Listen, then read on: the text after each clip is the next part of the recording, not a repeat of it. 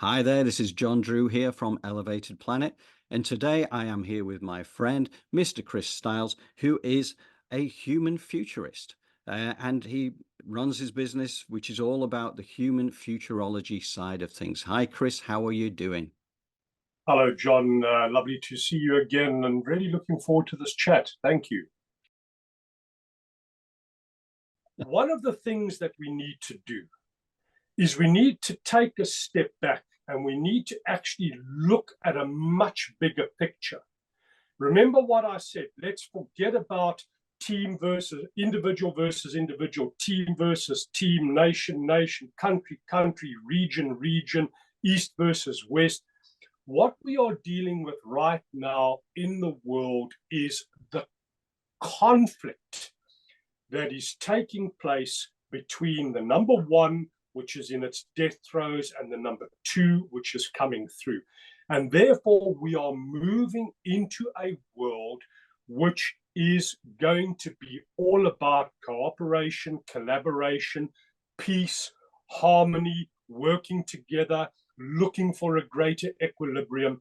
And John, this is going to throw the world of business as we know it into a state of complete chaos, because as much as people would love to deny this, the world of business throughout the world is governed by one thing and one thing only, and that is greed. Yes. That's it. Yes. We have got to where we are because of greed. The reason we are experiencing the environmental threats that we are facing is as a result of greed.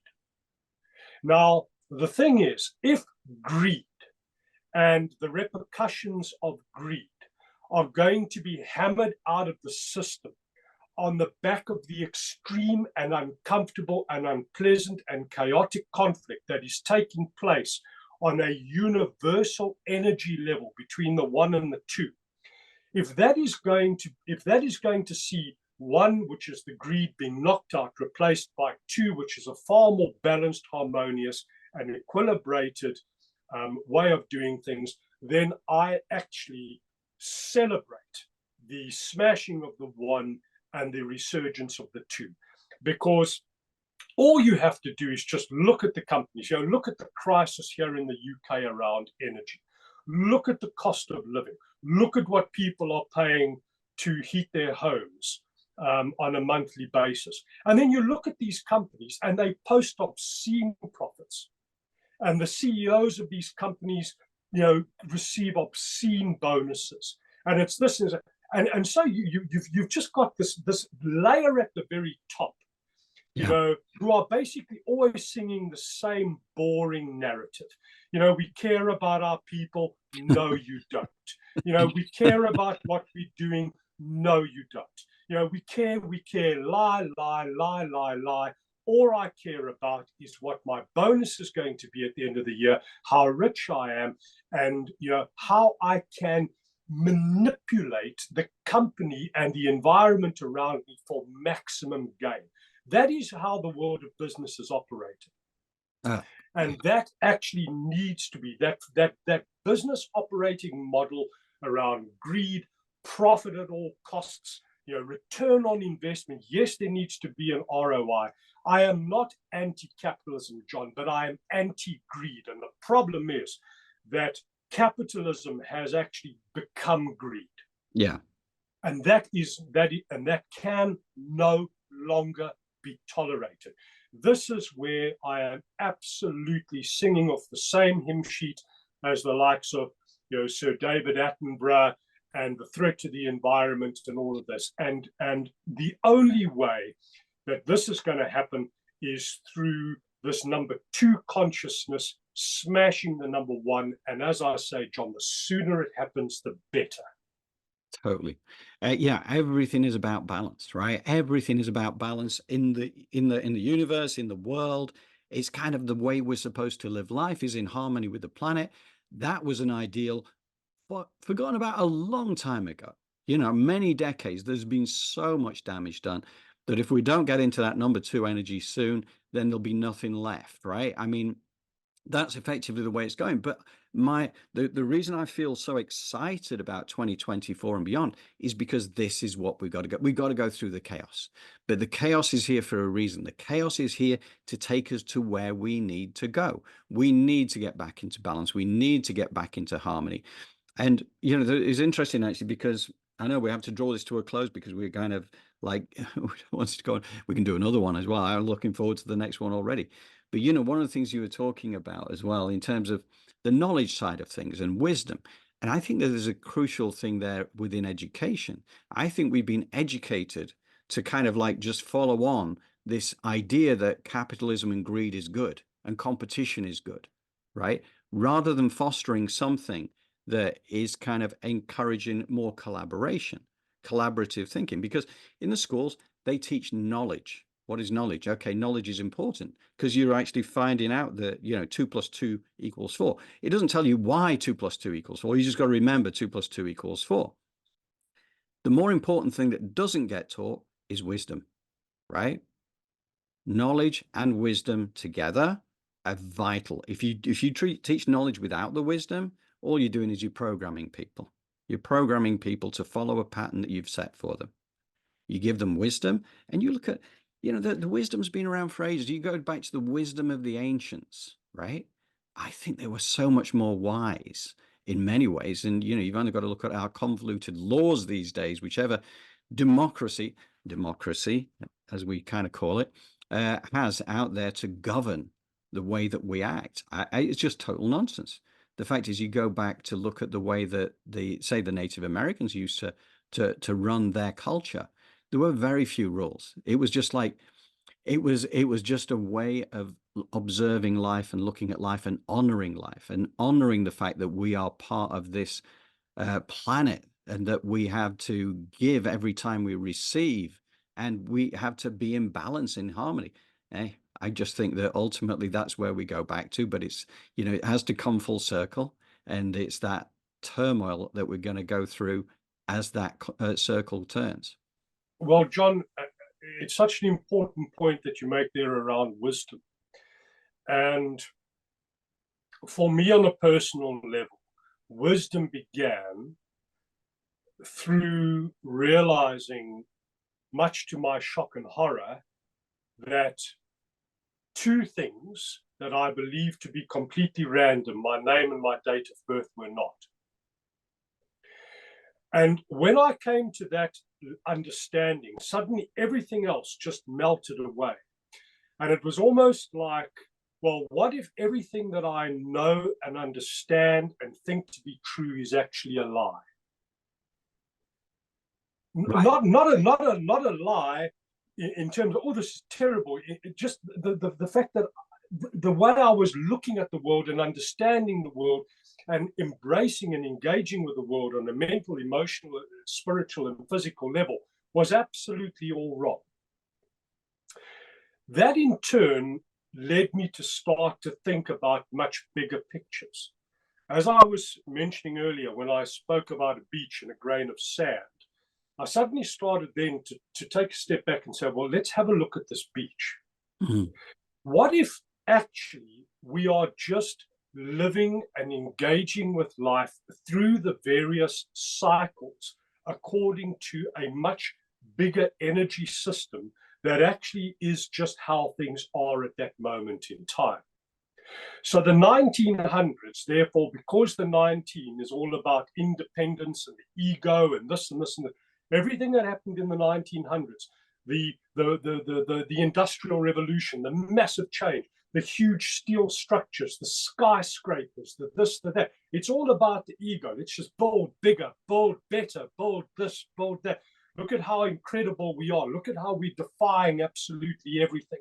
The power of the human, the desire to win, or whatever. Everything like that is shrouded in the number 19. And that is exactly how we were behaving.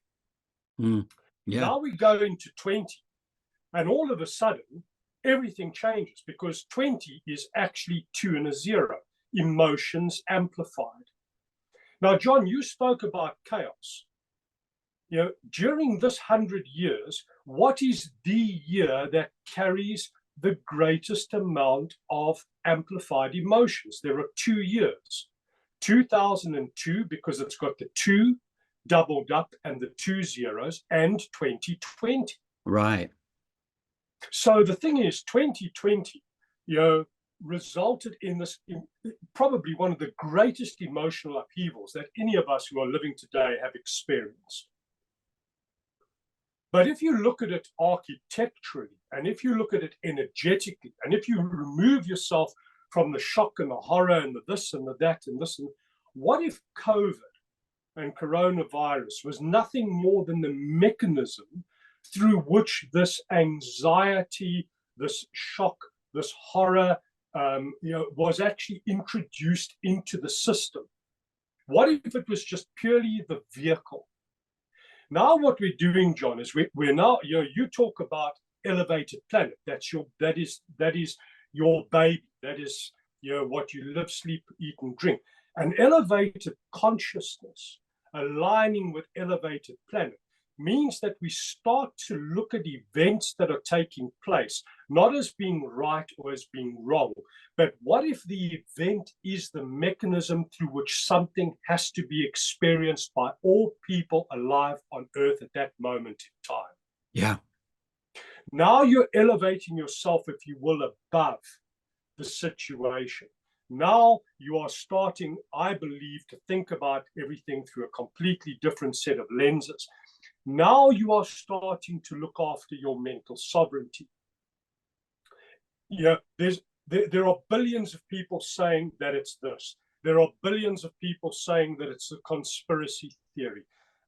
There are billions of people saying that this was done to basically introduce poverty and scarcity and chaos into our lives. All of these things. What if you actually rise above all of those human-based arguments and start to think about the fact, well, hold on a moment, what if we are just merely going along with this energetic cycle? And according to this energetic cycle and what it is coded for and what it needs to deliver and what it needs to shape, etc., we experience things with and through that. The moment we go into 2030, John, everything changes, because now the 2020s are gone, which is these years of extreme chaos and emotions and upheaval. The moment you go into 2030, now the number 3 appears. The number 3 is creation. It's excitement, it's joy, it's happiness. All of these different things. So the decade of the 2030s are going to be a completely different energetic experience to the decade of the 2020s. And therefore, you can have the school of thought whereby everybody's thinking, oh my word, 2030 is going to be the end of the world. WEF, Agenda 2030, that's it. We're all going to be slaves and we're going to lost everything and you will own absolutely nothing, etc. Or we could actually turn around and say, hold on a moment, the experience that is coming in 2030 is actually all about creativity, communication, self-expression, all the things that are so much more enjoyable than the anxiety, the emotions, the turmoil, and the chaos of the 2020s. And what if it's actually a question of, well, what's going to come is going to come. It is what it is. We are purely experiencing things as living humans in this moment of time, according to a much bigger, grand, organized design architecture. And when you suddenly start thinking like that, you begin to retain and, I believe, amplify your mental sovereignty to a level where you stop panicking about the likes of Klaus Schwab and this and that. And I know that to an extent, I've actually been guilty of this in terms of looking at patterns and research and all of this. And then you suddenly start to realize, well, what, Klaus Schwab is just an individual who, like you and I, is going to, if he's alive, experience the architecture of 2030 because it's actually so much bigger than him. Yeah. Yeah. And maybe the greatest moment of enlightenment is that what we need to do is learn to flow.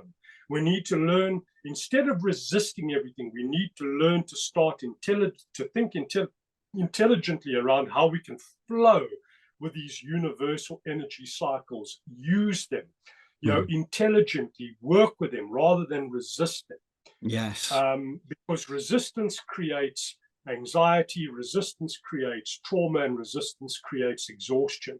Flow allows everything that is the polar opposite of that. And this is now how I am seeing things, and this is the message that I am carrying into the world through the likes of yourself and your platform, Elevated Planet, is that we actually need to change how we think about everything and stop focusing on this human level. This is a bad guy, that's a bad guy, this one's trying to destroy us, and actually realize that we are going through a journey, and what is happening in that journey is actually happening according to the architecture or the nature of the governing energy at that moment in time here on Earth. Yeah. There's wisdom right there, right? I mean, we're talking about knowledge and wisdom. That is wisdom. And I agree with you so deeply on that, because what you resist, ultimately you actually going to get back again. What you flow with, you allow to move on through, right? And then you get to the next piece and the next piece, but you're actually just allowing that experience, and whatever happens at this particular moment, it's going to pass. Even whether it's good or whether it's bad, it's going to pass. So you just allow it to move through and you enjoy the experience. Now, when you choose to enjoy the experience or understand that you don't have to be dropping into fear, you can look at it through the lens of neutrality, because you understand this is part of a grand organized design. Therefore, all you are doing is you're witnessing and experiencing something, and you can take the perspective, a higher perspective, that enables you not to drop into the fear agenda. If you're being fed a narrative which is not there to serve you, then you don't follow that narrative, right? You, as you say, you become an independent thinker. You are your own guru, right? And it's interesting because, like, one of the things that Elevated Planet is moving to in 2024, we're beginning our own thing where, we're now in our third year. And we've now reached the stage. 2024 is a pivotal year for us, because this is where we start to explore on a sideline. We're still going to have plenty of free information out there, but we're starting to explore the nature of consciousness and what it is to be human.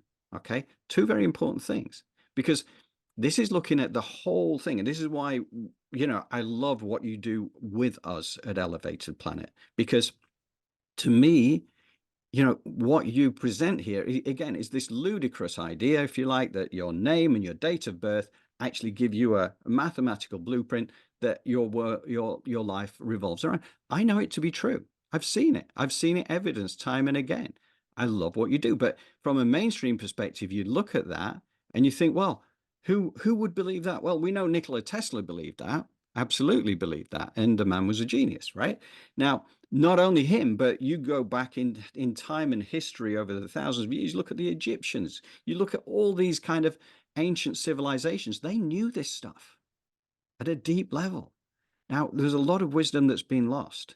And I think it's time we reclaimed some of that wisdom. Get away from the knowledge, get away from the 2 + 2 = 4. Understand why 2 + 2 = 4. Understand the rationale behind what is going on. What is this all about? What is the nature of consciousness? Why is a mathematical blueprint reality? And what does that mean for us? How can we leverage that? How can we live in more peace and harmony and community and joy through using this, by understanding who we are and why we're here? So that's a journey we're going to kick off. And I love the fact that, you as a human futurist are going to be, working with us. And I love what you do. And I would, say to anybody who's intrigued by what Chris is doing, and Suzanne as well on the team at Human Futurology, explore it. You can contact me at johndrew@elevatedplanet.life. You can contact Chris. I'm going to put Chris's details here. You're going to get his email address. You're going to get the website, and you can go and explore it directly through Chris and Suzanne as well. It's a journey of exploration. everybody needs to experience these things for themselves, because I think this is the time coming up is all about discernment. It's about realizing that the narratives that we've been fed for a long time are not there necessarily to serve you. Let's have a look at it and explore, as we move into this next pandemic and the one after that, who's pulling the strings? Why is this happening? Understand it, and understand you do not have to drop into fear. Understand that this is part of, as you say, Chris, the grand organized design. This is what is triggering us from one era into a much more interesting and better and more joyous era. Exciting times. Chris, I just want to say thank you for what you've given us. Any parting thoughts and words? John, I would encourage everyone to begin to think about the fact that we are living and existing in a world which is influenced by something so much bigger. Open your mind to the fact that we are just merely a speck within something so much bigger. And what is happening here on Earth is being influenced by much greater energetic forces, which, if you will, are of cosmic or universal design. That basically means that there is nothing that is right and that there is nothing that is wrong. It just is. It is something unpacking itself according to moments where the energy is either beneficial to joy or it's creating chaos. But either way, it is just this incredibly intelligent architecture that is working with and through numbers and sequences and patterns, and therefore impacting down here on Earth. And what this shift does is it allows you to begin to think far more strategically about things, about your life, about the architecture of your life. And if you begin to think of everything that's happening here on Earth as being driven by a cosmic river that we have no control over, that is constantly shifting and changing energetically. And the way we know this is through being able to quantify and qualify it through numbers and mathematics. Then you realize, well, fighting the river and what the river is delivering, I'm actually being really stupid. Because if I end up in a river and I fight the river, what happens is I become exhausted, and when I become exhausted, I drown and I die. Whereas when you begin to embrace the river, and when you flow with the river, and when you work with the river, you harness the power of the river. And I believe that this is what needs to be happening here on Earth, is we need to start to elevate our consciousness away from this microcosm of fear, and this one is wrong, and that one is wrong, and there's an agenda, and here's an agenda, and this, and actually begin to think about the fact that there is something so much bigger. And instead of being preoccupied with all these minuscule little insignificant scraps that are taking place here on Earth, we need to open our mind as to what is so much bigger than us, and then begin to think, how can we align, work with, and use and partner with that which is so much bigger? Because that is energy, and we are energy, John. I am energy, you are energy. Everything around us is energy. So let's stop thinking in the human flesh dimension, and let's begin to think in terms of the overarching energy dimension. That will create the greatest shift in consciousness that we can engage in right now. Wow. Yeah, I couldn't agree with you more, and I think you put it really, really well. It is flowing. Yeah, you flow with the divine flow of the universe, right? There's no point in paddling upstream. You're not going to get anywhere. The fact is that everything is downstream. Everything we want is downstream. So you can just flow with the flow. You can paddle downstream, but you don't even need to do that. Just keep your canoe in a straight line. And John, this brings us back to the importance of owning your mental sovereignty. Because the thing is, right now, billions of people on Earth are thinking in terms of the microcosm of the scuffles that are taking place between people, between nations, between regions, or whatever. And that is what is being fed to us all day, every day through the mainstream media. And that doesn't make the mainstream media right or wrong. It just makes the mainstream media fundamentally ignorant. Yeah. And when you look at the mainstream media as being fundamentally ignorant of what the big picture is, and by the big picture, I mean the cosmic picture, then you can look at it and you can read about all this stuff with interest and intrigue, but you don't have to absorb it. It doesn't have to become part of your neurology.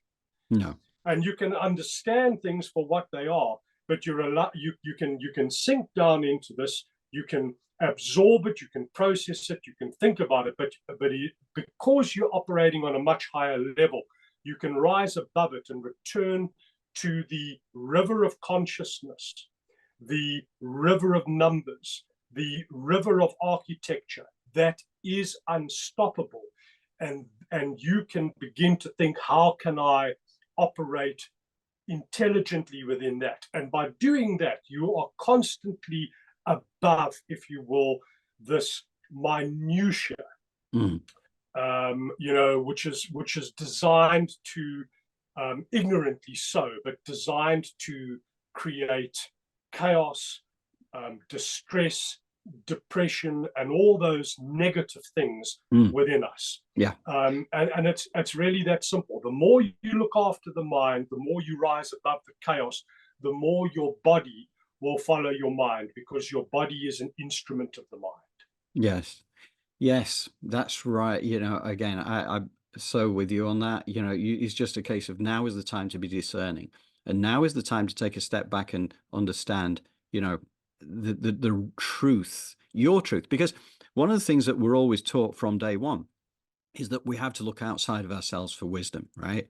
The fact is that independently, we are all this miraculous being. I mean, we don't appreciate they've got 50 trillion cells of miracles just operating here for me to make Team John Drew and for you to make Team Chris Styles, right? That is in itself a miracle. We're not in charge of that.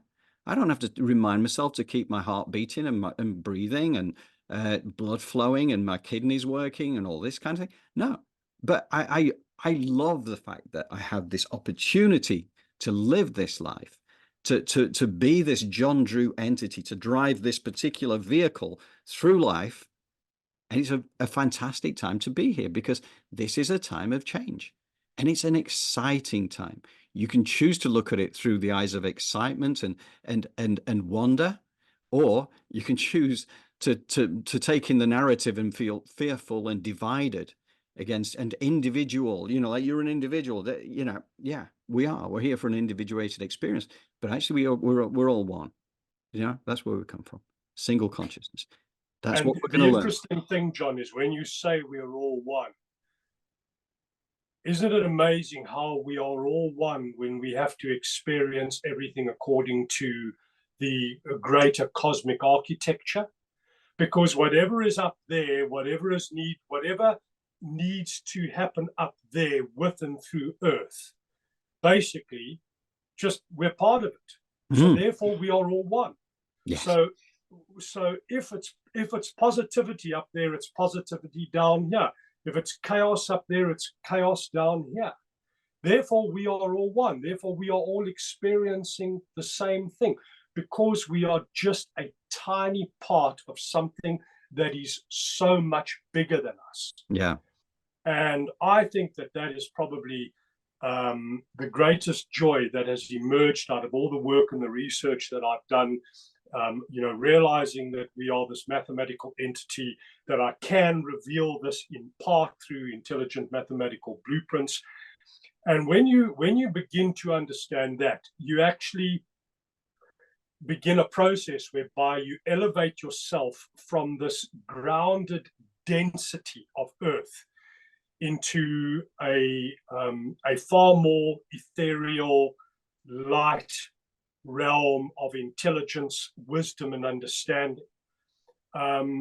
and that's just how it is. It doesn't make anything right. It just doesn't make anything wrong. I just think that sadly, because billions of people are living a life right now of fundamental ignorance around literally everything, the greatest thing that could happen is that we experience quantum shifts down here on Earth, which allow this number two energy of cooperation, collaboration, peace, harmony, working together, equilibrium to come in. And if this energy, if this energy entering requires the decade of the 2020s to be complete and utter chaos, then let it be. Right. Then let it be so, because it will render a wonderful result or the perfect outcome as we move into 2030 and the 2030s, which are again a much more joyful decade of creativity, self-expression, communication, and then so everything works and changes and turns. But everything is most definitely not all doom and gloom, not by a long shot. No, absolutely. I'm excited about the future. I know it could be chaotic, but that is part and parcel of where we go. And that's fine, because if that's what we need to go through to get to the ultimate goal, then so be it, but you just view it through the lens of the wisdom and the knowledge, if you like, of what is actually happening and who we are individually. And I say, as we begin this journey at Elevated Planet of, understanding the nature of consciousness and the human experience, come and join us, because Chris, you're going to be part of this journey with us, I know, because we're going to work closely with you and Suzanne and what you do, because I love it. I know that the numerical sequences explain everything. I've heard it from not just you, but from so many quarters that I have total respect for. So, I love what you do. I love how you guide us. I think one of the things as well, I think that one of the things I noticed about 2024, the solar flares, and this again is just a scientific fact, the solar flares and the solar activity, the geomagnetic influences out there are going to peak during 2024, end of 2023 and in 2024. And that has an impact on the world from a point of view of the impact that has on, volcanic activity, earthquake activity, tsunamis, weather patterns and things like that, because I do think that's going to be part of the chaos as well. And that's just something, again, you've only got to go to spaceweather.com and see what the scientists tell you about that. And that is a fact. But, we're already seeing it starting to play out, with the first one going off like the earthquake in Japan. And there'll be plenty more to follow. But again, we just have to take into account the fact that, yeah, people will struggle with this or suffer from this. But again, this is all part of the grand organized design to get us where we need to go. Chaos is going to be more than just political and war. I think it could also be natural disasters as well. Quite right, John. And the thing is, when through the lens of cosmic architecture, you look at the 2020s and you realize that these are going to be years, a decade of chaos. As you say, natural events, also going into this year, given how the world is governed and driven through technology, you probably expect major cyber attacks that take place, one country on another. And again, why? Why is there all this chaos, John? It is because it is that number one energy. For example, if China launches a massive cyber attack on the UK, let's just rise above that. What is behind that? I am bigger than you. I am better than you. I am more powerful than you. I can control you. And what is all of that stuff? Bigger, better, more powerful. It's all number one energy. The energy that is done, the energy that's in its death throes, that is fighting for its existence as a residual throwover from the 1900s. So when we see these things, John, there's no need for us to go into a state of panic, because this is the old energy fighting to stay alive, but it's done, it's dusted. It is the clock is ticking, and it will not last. No. And so as we go into this decade, because I actually believe that things are going to get a lot worse before they get a lot better. So predictions for 2024, chaos. Going into 2025, chaos. Going into 26, 27, 28. I think what we saw in 2020 is the tip of the iceberg in terms of the chaos that we're going to experience leading into 2030. However, where it will begin to turn is as we move towards 2028, 2029, and 2030. That is when it will really shift, and especially in 2030. So the latter half of 2029 and 2030, that's when things will shift, guaranteed.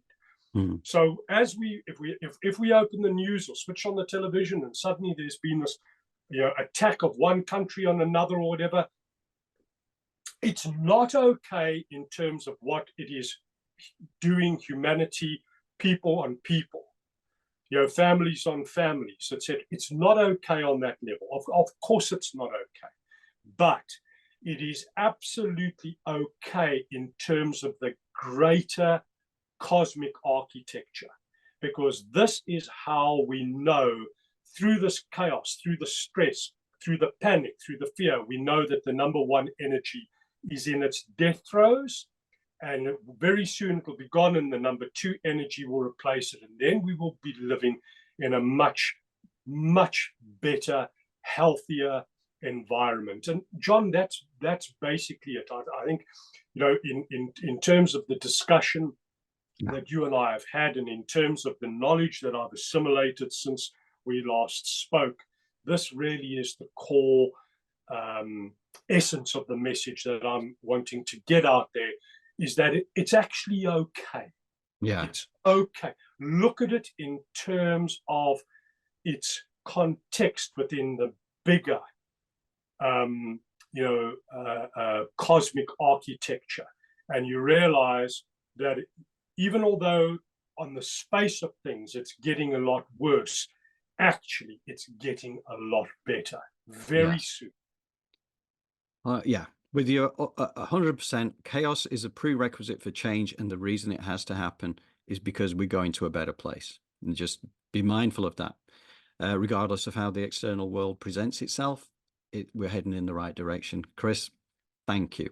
Thank you for once again sharing your wisdom, and we look forward to more of the same as we head out on this journey with Elevated Planet to explore the nature of consciousness and the nature of humanity. Why are we here? It's just like, I love this stuff. It's fascinating, and I hope other people find it fascinating too. And from a mainstream perspective, as I was in like 5.5 years ago, I could not have foreseen this. I had no idea. I was in total ignorance of it. And many people still are, and that's not wrong. There's nothing wrong with that. Everybody is on their own journey, but there are fantastic opportunities coming up to reassimilate and rework what this is really about, and to love the journey. That's important. So thank you again, Chris, and thank you also to Suzanne. I know that you two make a great team over there. And as I said before, anybody who wants to explore the human futurology angle with our human futurist, Chris Stiles and Suzanne, the details we'll put in the description, etc. You can reach them through directly, but you can also reach them through John Drew at elevatedplanet.life, and happy to engage with any of your thoughts or questions. So thank you. Thank you again, Chris. Much appreciated. And thank you to our Elevated Planet community for tuning in. And we look forward to bringing you more information sometime very soon. Thank you. Love and light.